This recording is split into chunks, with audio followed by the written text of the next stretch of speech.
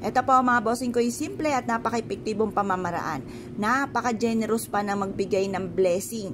Ako po mga bossing ko, marami ng patotoo po dito sa pampaswerting ito sa pamamagitan ng dahon ng laurel at ganoon din po ang barya. Ito po ay makakatulong upang sa ganoon ang swerte ay tuloy-tuloy. Walang humpay na pasok ng swerte.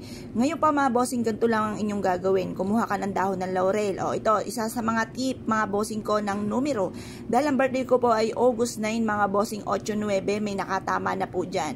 So, kung kayo po mga bossing ko ay nais nyo po na tayaan din, abay tayaan nyo po at baka sa inyong lugar naman ay lumabas po yan mga bossing. Kung ikaw ay mananayan, negosyante, mahilig po sa mga iba't ibang niraraket or kaya po ay nag-a-apply ka ng local or abroad, kailangan meron kang ganito para kayo po ay susundan ng swerte. Bit-bitin kahit saan kayo magtungo mga bossing. Tapos positive ka lamang. I-mindset nyo na kayo po ay magiging matagumpay na. Simula na ito ng tagumpay nyo at kailanman na hindi na kayo mamumblema tungkol sa usapin ng pera. Proven po ito mga bossing. Marami na nagpatotoo po dito na sila po yung sinuwerte po dito.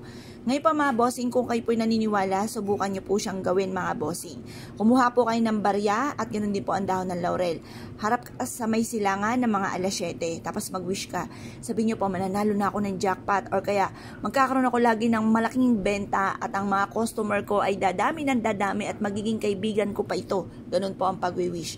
I-wish nyo na ng todo-todo lahat ng gusto po ninyo na walang gamit na sana, direct to the point mga bossing. At pagkatapos mga bossing ko, mas mainam na ito po ibit-bitin nyo kahit saan kayo magtungo. Ito po mga bossing ko, i-a-adjust ako sa lagi kayo suswertihin. At papapasin ninyo, instead na kalamalasan ay puro kaswertihan naman ang darating. Ngayon pa mga bossing, basta positive ka lamang, ugaliin lagi ang mga magagandang salitain. Kasi ako po mga bossing ko dati-rate, ang mga salitain ko, yung mga pagdaing-daing, tas lagi akong galit, parang may galit ako sa mundo, lagi akong, yun nga po, lagi nga pong kung ano ng mga pinagsasabi na panay kahirapan, yung mga ganun mga bossing, alisin nyo po yun. Dahil yun din na nagiging dahilan kung bakit ikaw ay minamalas. Kailangan po panay mga magaganda ang sasabihin po natin para puro swerte naman ang darating po sa atin mga bossing. Ngayon po mga bossing, ito po ay mas mainam na gawin nyo po. Dahil ito po mga bossing ko ay isa rin sa ako na nagpapatotoo, hindi na ako magtuturo pa ng iba na malaking tulong ang naidulot sa akin ng dahon ng laurel at ng barya.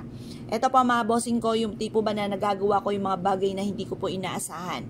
Tapos pwede rin naman po mga bossing ko na kayo po ay mas lumevel up pa yung swerte.